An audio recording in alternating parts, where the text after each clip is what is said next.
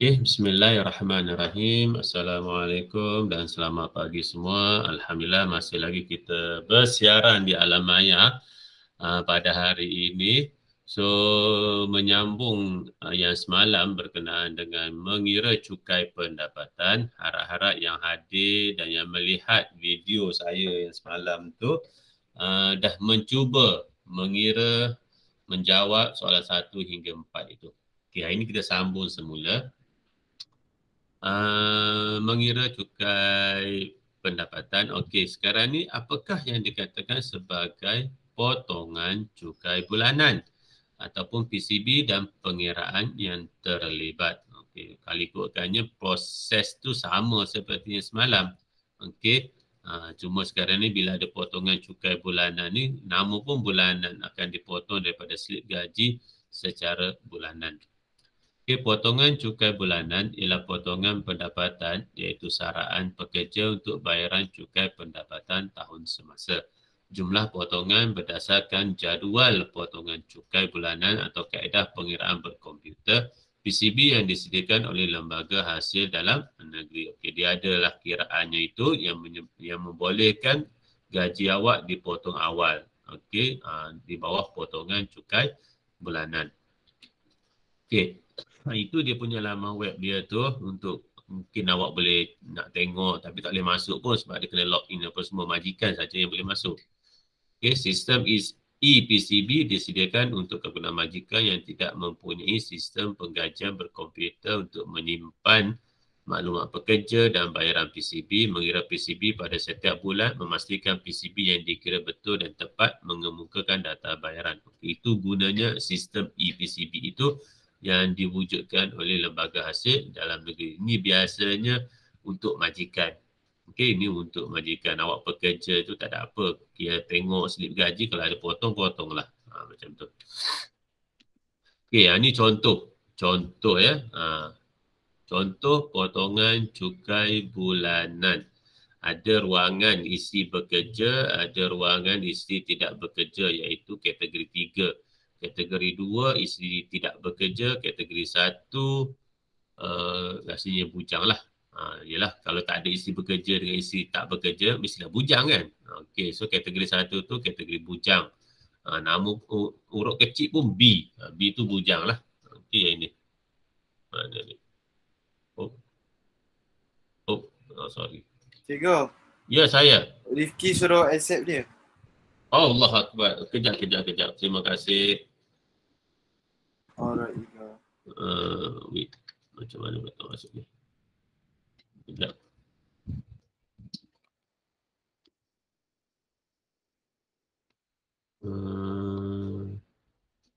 Mana dia hilang?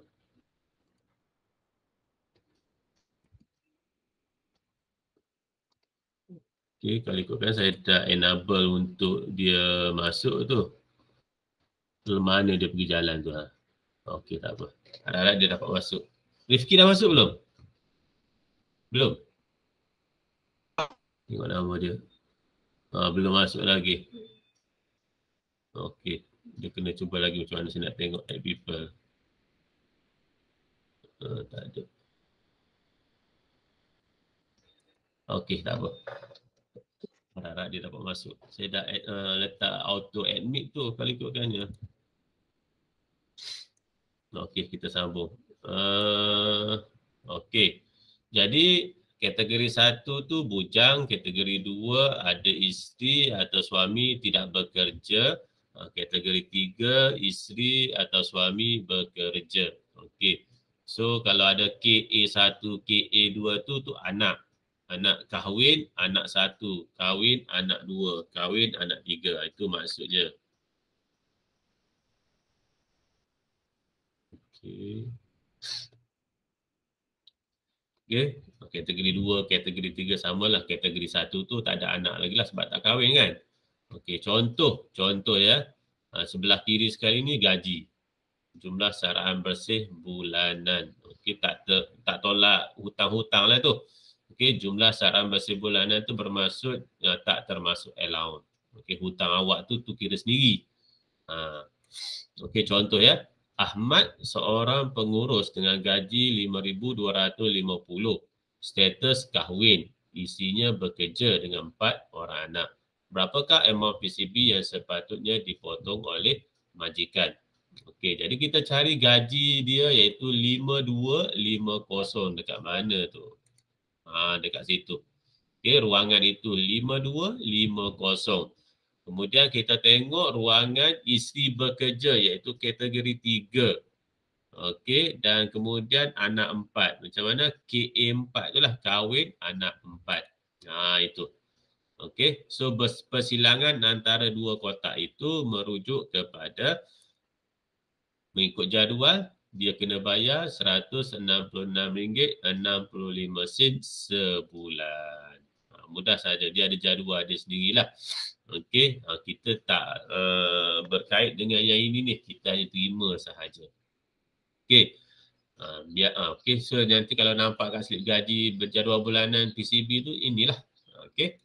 Okey. Kita teruskan, pembayar cukai perlu membuat perbandingan antara jumlah PCB yang telah dipotong dengan cukai yang perlu dibayar seperti yang ditunjukkan di bawah. Okey, semalam kita ada buat pengiraan bagaimana kiraan untuk kita bayar kepada lembaga hasil dalam negeri. So sekarang ni bila adanya potongan cukai bulanan, kita kena kontrakan balik. Okey, contoh cukai yang perlu awak bayar melebihi daripada potongan cukai bulanan yang dibuat dalam setiap bulan. Contohnya setiap bulan awak dipotong gaji RM60, so darablah dengan 12 bulan. Dia mesti setahun. Okey.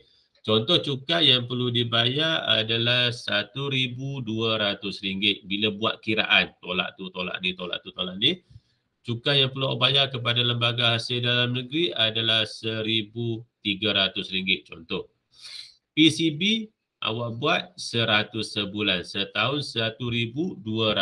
Dengan lain perkataan, cukai yang perlu dibayar adalah melebihi PCB.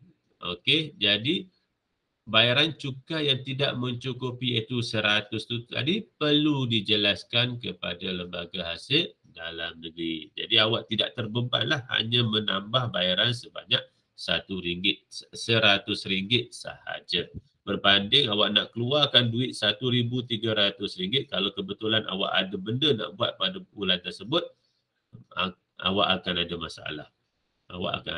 masalah. Jadi tujuan diadakan potongan cukai bulanan ni untuk mengurangkan masalah-masalah seperti itulah.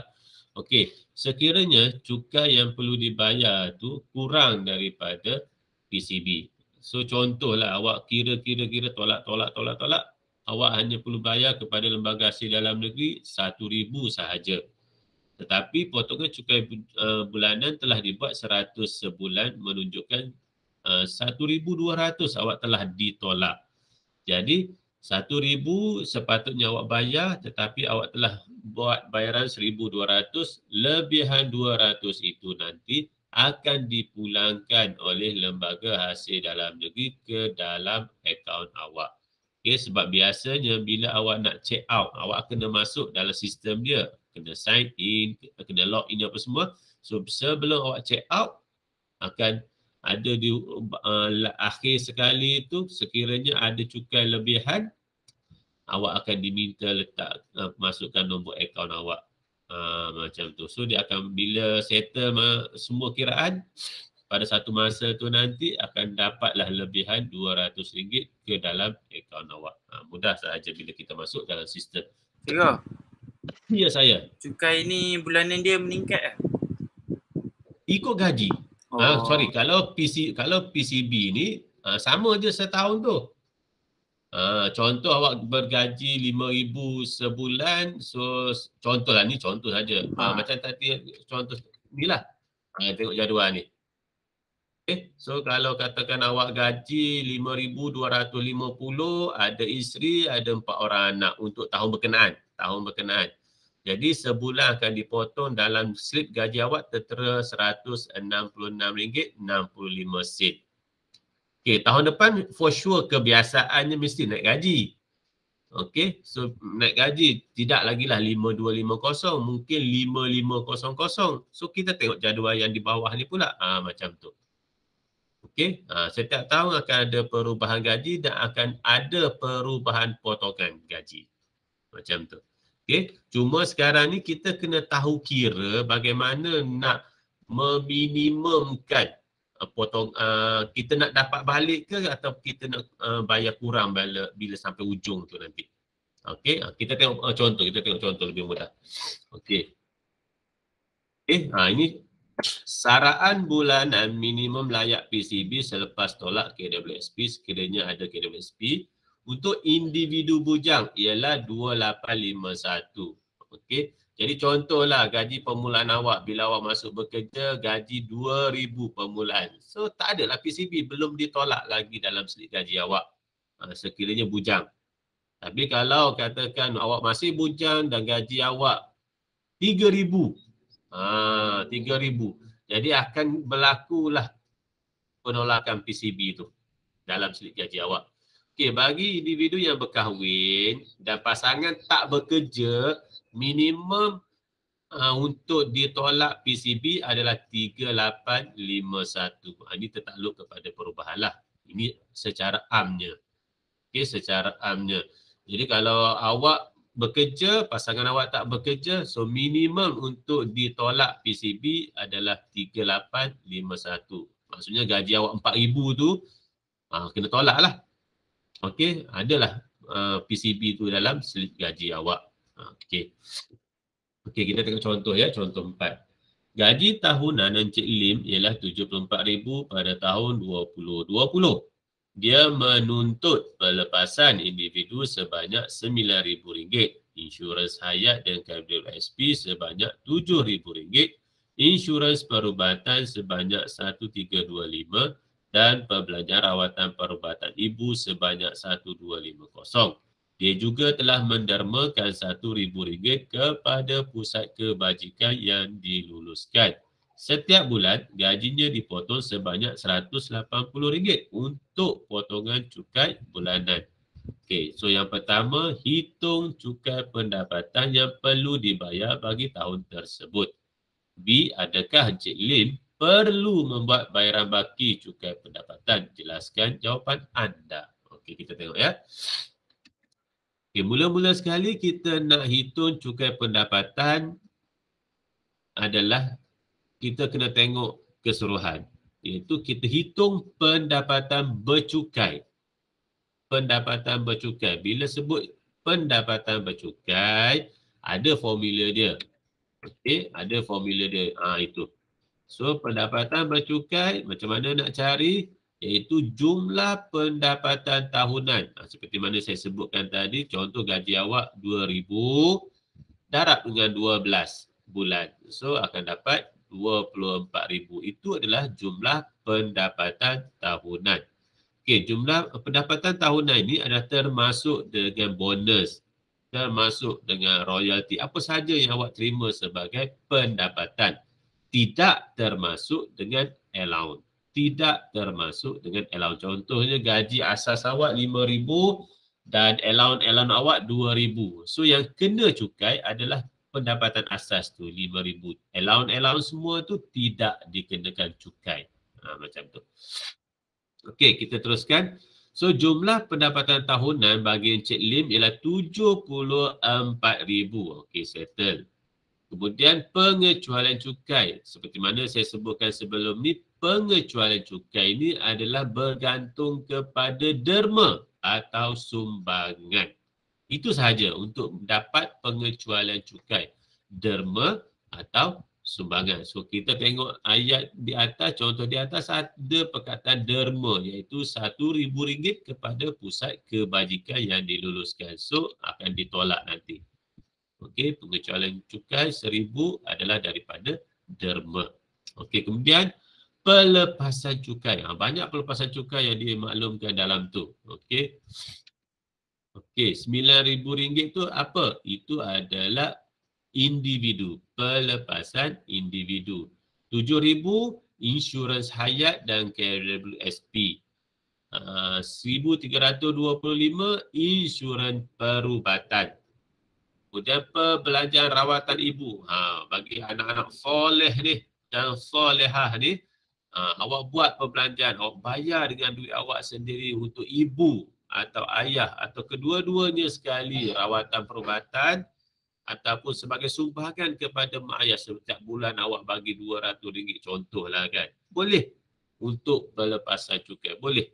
Okey. Jadi sini dia buat rawatan perubatan ibu sebanyak 1250. So pelepasan cukai bagi Encik Lim adalah sebanyak RM18,575. So kita nak kira pendapatan bercukai, kita tolaklah. Pendapatan tahunan RM74,000 tolak. Pengecualian cukai RM1,000 tolak. Pelepasan cukai RM18,575. Jadi kita akan dapat pendapatan bercukai adalah RM54,425. Okey, baru satu bahagian. Okey, baru satu bahagian iaitu pendapatan bercukai. Kemudian bila kita dah dapat pendapatan bercukai, kita nak hitung pula cukai pendapatan. Kita nak hitung cukai pendapatan, maksud hitung cukai pendapatan ni berapa kita kena bayar kepada lembaga hasil dalam negeri. Okey, jadi ini kena rujuk jadual. Bahagian kedua ni kena rujuk jadual. Jangan risau, jadual akan diberi semasa peperiksaan. Cuma sekarang ni awak kena tahu bagaimana nak baca jadual itu. Okey, so kita dah tahu pendapatan bercukai Encik Lim ialah RM54,425. Jadi kita rujuk jadual. Okey, ini RM54,425 kita dah kira tadi. Okey, kita akan rujuk jadual. Okey, ini jadual yang diberi. Ada dalam buku teks awak. Okey, so kita carilah mana RM54,000 tu. Dah duduk dalam tu. Berada di situ. Okey, RM54,425 berada di dalam itu. Jadi kita tengok satu-satu. RM50,000 yang pertama, awak dikenakan cukai sebanyak RM1,800. Itu RM50,000 pertama. Tapi Encik Lim ni ada RM54,425. So, yang lebih itu akan dibuat yang berikutnya, iaitu RM20,000 berikutnya. Okey, kita kira. Tu. RM50,000 yang pertama, Encik Lim kena bayar RM1,800. Kemudian RM20,000 berikutnya, mana tu? Iaitu RM54,425 tu tolak dengan RM50,000 pertama. So RM4,425 tu tadi tu akan didarabkan dengan 14%. Awak tengok label jadual yang saya bagi warna biru tu, 14 kan? So itu adalah kadar cukai yang dikenakan dengan gaji dia. Kira RM4,425 tu apa benda ya? RM4,425 tu adalah baki daripada RM50,000 kan dia punya. Sekejap saya. Okey, kejap saya conteng. Okey, dia punya kena cukai yang ini kan? Okey, RM54,425. Jadi dia ada dua bahagian, iaitu cukai yang RM50,000 pertama. Iaitu RM1,800. Kemudian tetapi dia ada RM54,000. So baki dia tu adalah RM4,425 kan? 54,425 tolak dengan RM50,000. Okey. So akan dapat 4,425 lah baki dia. So baki dia ni didarabkan dengan 14%. Sini semua dalam persen lah, kadar dalam peratus. Okey, 14%. Jadi 14% darab dengan 4,425 kena cukai 619.50 sen. Jadi tambahkanlah 1,800 ni dengan 619.5 ni. So Encik Lim kena bayar cukai kepada lembaga hasil dalam negeri sebanyak RM2,419.50. Syul. Ya. Saya tak faham lah macam mana boleh dapat 2,419 tu. Ni 1,800. Ha? Yang ni kan? Tambah dengan 619. 50 sen. Oh, tambah. Okey. Tambah. Okey, boleh tu sebab setiap jadual ni kan ada dua bahagian. Yang pertama dan yang berikutnya. Pertama berikutnya. Macam tu. Okey. Contoh lain ya. Uh, apa tu pendapatan bercukai adalah 205,000. 205,000. So jadual kita tengok yang inilah. Ni jadual ni. Okey, sebab pendapatan bercukai contoh saya tadi RM205,000. Okey. Jadi kita tengok yang ini. Bila tengok yang ini kita tengok 100,000 yang pertama. 100,000 yang pertama iaitu 10,900. Ini contoh lain ya, bukan yang berkaitan sekarang ni. 10,900. Okey. Kemudian 150,000 berikutnya. Okey, kita ada 205,000. Jadi 205,000 tolak dulu dengan 100,000 yang pertama tu. So akan dapat 105,000. Okey, so 105,000 ni dikategorikan sebagai 150,000 berikutnya. Macam tu. Jadi 105,000 ni akan didarabkan dengan 24% untuk dapatkan nilai. Macam tu. Okey, kita pergi yang berikutnya. So, pendapatan kena cukai adalah 2419.50 sen. Okey, kita balik semula. Okey. So, bila tengok jadual, kita dapatin Encik Lim ni kena bayar kepada lembaga hasil dalam negeri sebanyak RM2,419.50. Okey, sebelum dia nak bayar tu kita tengok adakah dia mempunyai rebate cukai. Okey, rebate cukai ni hanya akan berlaku dalam dua keadaan sahaja. Okey, keadaan pertama pendapatan bercukai. Ini pendapatan bercukai yang proses pertama tadi ni. Pendapatan bercukai dia kurang daripada 35,000. Lebih 50 lah. 35,000. Okey, untuk membolehkan rebate cukai. Tapi sekarang ni Encik Lim, pendapatan bercukai dia adalah 55,000. Bermaksud dia melebihi 35,000. Jadi keadaan pertama Encik Lim tidak layak. Okey. Keadaan kedua untuk membolehkan dapat rebate cukai adalah zakat. Encik Lim bukan beragama Islam, so dia tidak bayar zakat. Jadi dia tidak memenuhi kedua-dua kriteria. Jadi tiada penolakan di situ. Itu syarat pendapatan bercukai tidak melebihi RM35,000 dan zakat atau fitrah. Maksudnya sama ada dia memenuhi salah satu atau memenuhi kedua-duanya. Cikgu. Ya. Bukan pendapatan dia RM55,000. Dah melebih ya tu. Macam mana? Kan pendapatan dia RM55,000. Okey. Bukan dah lebih ke RM35,000 tu? Itu kata sini. Pendapatan bercukai tidak melebihi. Oh, okey. Tidak melebihi.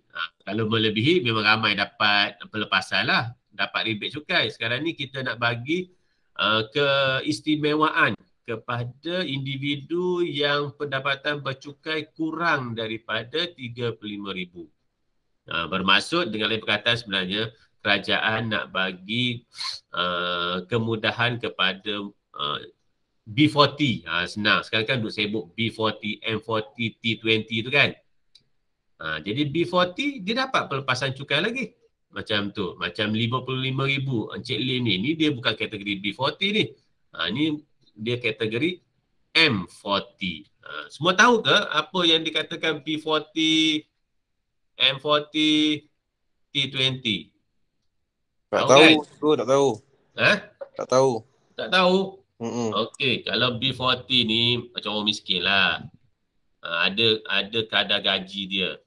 Contoh saya pun tak tengok betul dia punya ni.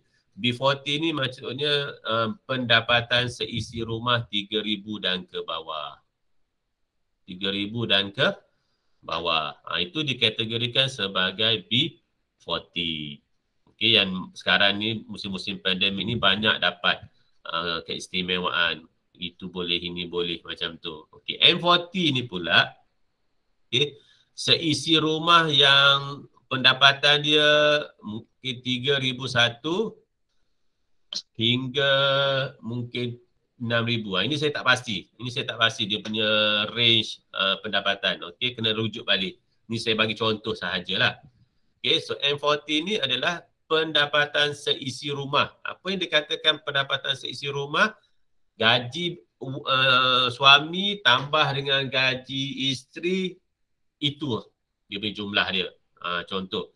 So contoh suami gaji 1,500, isteri gaji 1,000. So bila kita tambah akan dapat 2,500. So bila 2,500 kita combine, keluarga tersebut dikategorikan sebagai B40. Golongan B40. Macam tu. Contoh gaji suami 2,500, gaji isteri 2,000. Bila tambah 4,500. So keluarga ini adalah golongan M40. Macam tu. Boleh ya? Boleh. Okey, Alhamdulillah. Jadi kerajaan nak bagi lagi pelepasan kepada individu-individu yang kurang berkemampuan macam ni. Itu sebab adanya pendapatan bercukai dia tu bila kita kira-kira dia kurang daripada 35,000. Jadi dia layak. Berapa dia layak dapat? 400 sekiranya memenuhi syarat. Boleh tolak lagi 400. Okey, macam Cik Lim ni dia tak boleh lah tolaknya sebabnya pendapatan bercukai dia adalah melebihi RM35,000. Dan dia pun tak bayar zakat sebab dia bukan orang Islam. Macam tu. Okey, jadi bila dah buat perkiraan macam ni, cukai pendapatan yang perlu dibayar oleh Encik Lim adalah RM2,419.50. Sebab dia tiada rebate cukai. Dia tiada rebate cukai. Okey, boleh? Ada masalah tak itu? Boleh Okay, itu soalan A. Soalan A. Soalan B, adakah Encik Lim perlu membuat bayaran bagi cukai pendapatan? Okey, Encik Lim sekarang ni kena bayar kepada Lembaga Hasil Dalam Negeri sebanyak RM2,419.50. Sekarang ni, gaji Encik Lim telah dipotong secara bulanan sebanyak RM180. RM180. So kalau setahun darab 12, dia akan dapat berapa tu? 180 darab 12. Cikgu. Okey. Cikgu. Ya, saya. Apa yang 180 tu? Ni yang dia buat ni. Potongan 180. Potongan cukai bulanan. Oh, okey. Majikan dia telah memotong gaji dia sebanyak RM180 untuk tujuan bayar cukai. Macam tu. Macam saya bagi contoh jadual tadi tu lah. Okey, jadi RM180 darab 12 akan dapat RM2,160. Ini Encik Lim dah buat bayaran selama setahun. Iaitu RM180 sebulan selama 12 bulan. So dia telah buat bayaran RM2,160. Tapi bila kita kira cukai tadi tu, dia kena bayar kepada Lembaga Hasil Dalam Negeri RM2,419.50. Agak-agak dia kena tambah ke dia dapat daripada Lembaga Hasil? Jadi, bila macam tu, Encik Lim kena buat tambahan bayaran. Okey. Sebab apa? Encik Lim baru membayar RM2,160.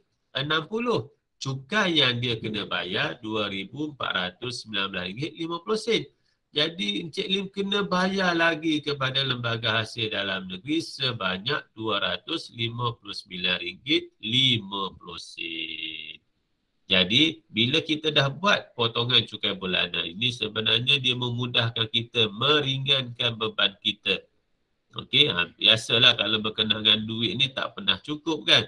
Jadi contohlah kita tak pernah buat bayaran PCB, potongan cukai bulanan. Tiba-tiba kita buat kiraan, kita kena bayar 2,400.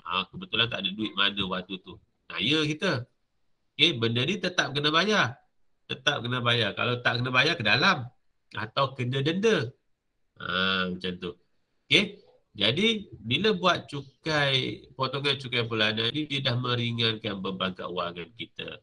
Jadi kita hanya top up sahaja bayaran yang tak cukup. Kalau macam kes Encik Lim ni bayaran tak cukup je RM259.50 sahaja.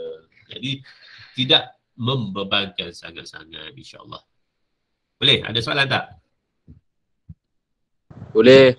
Tadi go boleh. Boleh. Okey, tu tanggungjawab sebagai pembayar cukai. Okey, tengok bacalah tu.